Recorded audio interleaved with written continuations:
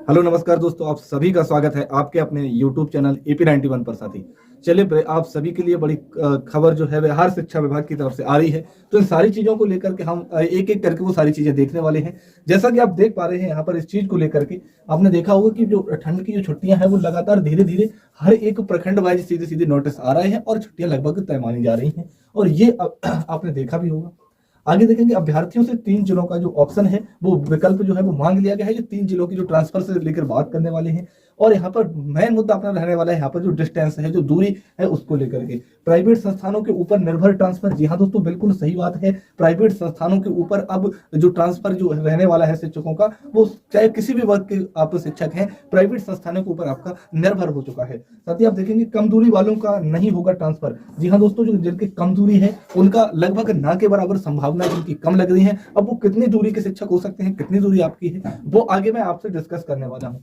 चलिए देखते हैं आगे सारी चीजों को लेकर के। सबसे पहले आप देखिएगा, इसके बाद में हम एक एक करके सारी चीजों को लेकर के आने वाले हैं। यहाँ पर आप देखेंगे तो अभ्यर्थियों से मांगा गया है 3 जिलों का विकल्प। तो जी हाँ दोस्तों, बिल्कुल ये सही बात है। और आप देखिएगा यहाँ पर क्या कुछ चीजें कही गई हैं। उसके बाद हम लोग नोटिस की तरफ बढ़ेंगे, जो ऑफिशियल नोटिस आया है।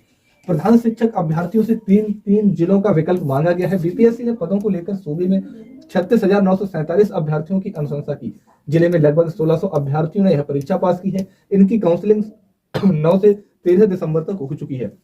विभाग में इन अभ्यर्थियों से जिला आवंटन के लिए 3 जिलों का विकल्प मांगा गया है। तो इनके लिए जो प्रधान शिक्षक हैं इनको तो 3 जिलों का विकल्प मांगा गया है। साथी आगे देखेंगे, आगे खबर क्या है वो आप देखिएगा।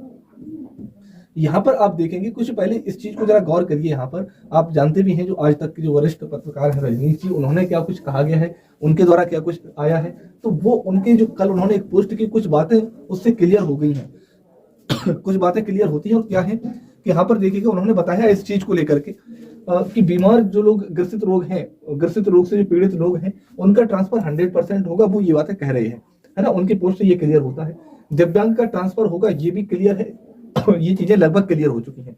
आगे आप देखेंगे तो पति पत्नी में भी दूरी देखा जाएगा। अगर बहुत दूर है तभी करेगा, नहीं तो विभाग आपका जो ट्रांसफर है वो छोड़ देगा। ये बातें रजनीश जी के कल के पोस्ट से ये क्लियर हो रही है। साथी मैं आपको बता दूं, यहाँ पर आप देखिएगा कि जब अगर डिस्टेंस देखी जाएगी, अगर दूरी अगर बहुत दूर हो तभी आपका ट्रांसफर किया जाएगा। दूसरा है अंतर जिला वाले का भी दूरी देखा जाएगा। अंतर जिला वाले का साथी दूरी देखा जाएगा। अगर बहुत दूर है तब करेगा ट्रांसफर, नहीं तो छोड़ देगा। अगर दूरी बहुत ज्यादा है तो ट्रांसफर साथी छोड़ दिया जाएगा। बहुत ज्यादा है तो ट्रांसफर होगा, है ना। अगर कम दूरी है तो फिर भैया ट्रांसफर मुश्किल ही हो। आगे है, कहने का मतलब क्या है साथी वो आप देखेंगे।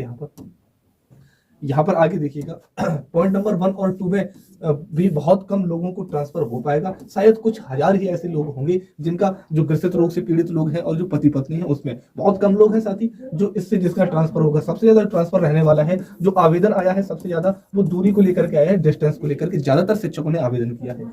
तो महिला में भी 40 से 50% का ही ट्रांसफर हो पाएगा और 20 से 30 किलोमीटर की दूरी वाली महिला का ट्रांसफर शायद ना हो। ये चीजें लगभग क्लियर हो चुकी हैं कि अगर देख लेना आप इस चीज को लेकर के, इनके पोस्ट से ये चीजें क्लियर हो रही हैं। 40 से 50% ट्रांसफर ही महिलाओं का होना है और जिसमें 20 से 30 किलोमीटर, 30 से 40 के लपेट में जो एवरेजन जिनकी दूरी है उनका शायद ट्रांसफर ना हो। ये चीजें लगभग क्लियर होती हुई दिख रही हैं। ठीक है, आगे देखिए। और ज्यादा दूरी है तो फिर ज्यादा दूरी में तो कोई दिक्कत है नहीं, ट्रांसफर होना तय है। ठीक है, ज्यादा अगर दूरी बन रही है तो अपने ही जिला में पुरुष टीचर का नहीं हो पाएगा। अभी आप लोग परिवार से दूर रहने की आदत डाल दीजिए। इसका मतलब सीधा तौर पर यह है कि अगर जो अपने ही जिले में है पुरुष टीचर और अपने जिले में बेशक दूरी ज्यादा है तो साथ ही यहाँ पर आपको कह सकेंगे बेशक दूरी ज्यादा हो, जिनका अपना जिला है उनका ट्रांसफर शायद न हो। जो जिला जिसका है वो अगर उसी जिले में तैनात है, उसी जिले में उसका ट्रांसफर अभी है हाल फिलहाल में, तो फिर वो शायद आगे न हो। ये चीजें लगभग क्लियर होती हुई दिख रही हैं। आगे देखेंगे क्या कुछ अपडेट निकल करके आ रही है बिहार शिक्षा विभाग की तरफ से। यहाँ पर आप देखेंगे इस चीज को लेकर के खबर आ रही है। ये आप देखेंगे इनके द्वारा ट्वीट किया गया है, टीचर इन्फो पॉइंट के द्वारा खबर आ रही है कि ट्रांसफर को लेकर निष्पक्ष कराने के लिए इसे प्राइवेट संस्थान के हाथों में दे दिया गया है। जो ट्रांसफर संबंधी जो चीजें हैं वो प्राइवेट संस्थानों के हाथ में दे दी गई है साथी, ताकि शिक्षा विभाग का इन्वॉल्वमेंट कम हो, आप देखेंगे यहाँ पर, ताकि शिक्षा विभाग इसमें इन्वॉल्वमेंट कम कर सके, ये कहा जा रहा है। और डीबीटी की तरह मैसेज के रूप में सिर्फ अभ्यर्थियों को पता चलेगा, डीबीटी के रूप में कुल मिलाकर के जो अभ्यर्थी ही पता चलेंगे कि कहाँ उनका हुआ है। आगे इसमें बताया गया है कि इसमें पदाधिकारी का हस्तक्षेप ना के बराबर रहेगा, पूरी तरीके से जो ट्रांसफर है वो निजीकरण के रूप में होगा, यानी कि जो प्राइवेट संस्था है वो करेंगी और प्राइवेट संस्था करेंगी। तो इसका मतलब आप ये भी जानते हो, कहीं ना कहीं विभाग का कहना अब यहाँ पर ये है कि साथ ही आगे विभाग का कहना यहाँ पर यह भी है कि साथ ही जो भी चीजें जो बन रही हैं कि जो घूसखोरी, जो जमाखोरी जो जिस तरीके से है, उसका जो वो कम कुल मिलाकर के हो सके। लेकिन प्राइवेट संस्थान में अगर जा रहे हैं तो शायद आप लोग समझते हैं कहाँ बिहार में कहाँ तक चीजें चलती हैं, है ना। चलिए आगे देखेंगे, ऑफिशियल नोटिस जो आया हुआ है इसमें देखिएगा क्या कुछ कहा गया है। कल शाम का देर रात में ये मैसेज आता है, सभी प्रखंड शिक्षा पदाधिकारी मधुबनी जिला की तरफ से है।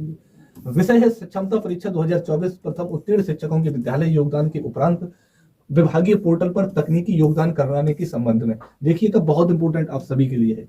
महाशय, उपर्युक्त विषय आप अवगत है कि जिला अंतर्गत सक्षमता परीक्षा 2024 प्रथम उत्तीर्ण शिक्षकों को विद्यालय में योगदान करने हेतु विद्यालय पदस्थापन पत्र एवं योगदान प्रपत्र आपके माध्यम से सभी संबंधित शिक्षकों को तामिला करा दिया गया है कि इन शिक्षकों द्वारा अपने पदस्थापित विद्यालय में योगदान भी किया जा चुका है। निर्गत विद्यालय पदस्थापन पत्र के अनुसार उसके साथ संलग्न योगदान प्रपत्र की मूल प्रति को विद्यालय के प्रधानाध्यापक या प्रभारी प्रधानाध्यापक द्वारा प्रति हस्ताक्षरित करते हुए जिला शिक्षा पदाधिकारी कार्यालय में समर्पित किया जाना है, जिसके आधार पर संबंधित शिक्षक का योगदान विभागीय पोर्टल पर प्रविष्ट किया जाना है। साथ ही आगे भी कुछ लिखा गया है, आगे आप देखिएगा और मैं और जूम कर दूंगा और आपको अच्छी तरीके से क्लियर हो सके। अतः आपको आगे इसमें लिखा है कि अतः आपको निर्देशित किया जाता है कि अपने अपने प्रखंड अंतर्गत विशिष्ट शिक्षक के रूप में योगदान समर्पित कर चुके शिक्षकों का संबंधित विद्यालय के प्रधानाध्यापक, प्रभारी प्रधानाध्यापक से योगदान प्रपत्र की मूल प्रति, औपबंधिक नियुक्ति पत्र एवं विद्यालय पदस्थापन पत्र की छायात प्रति दिनांक 3/1/2024 को प्राप्त कर उसका समेकन, सूची एवं फोल्डर तैयार कर इस पत्र के साथ संलग्न तालिका के अनुसार एक प्रखंड परियोजना प्रबंधक एवं एक प्रखंड साधन सेवी को डीआरसीसी में, डीआरसीसी मधुबनी का है तो इसमें मधुबनी लिखा हुआ है, डीआरसीसी मधुबनी में भेजना सुनिश्चित करें। साथी समझ चुके होंगे आपको ये सारी चीजें, आपको जो छाया पड़ती है वो आपको अब पूरे फोल्डर एक तैयार करना है और डीआरसीसी में जमा करना होगा। अधिकृत प्रखंड परियोजना प्रबंधक दायित्व होगा कि अपने प्रखंडाधीन विशिष्ट शिक्षक जिनका फोल्डर उन्हें प्राप्त होगा उनके अनुसार अधो हस्ताक्षरी से लॉगिन आईडी पासवर्ड प्राप्त कर पोर्टल पर तकनीकी योगदान स्वीकृति कराने के उपरांत अधो हस्ताक्षरी के प्रधान लिपिक श्री रंजीत कुमार मिश्र,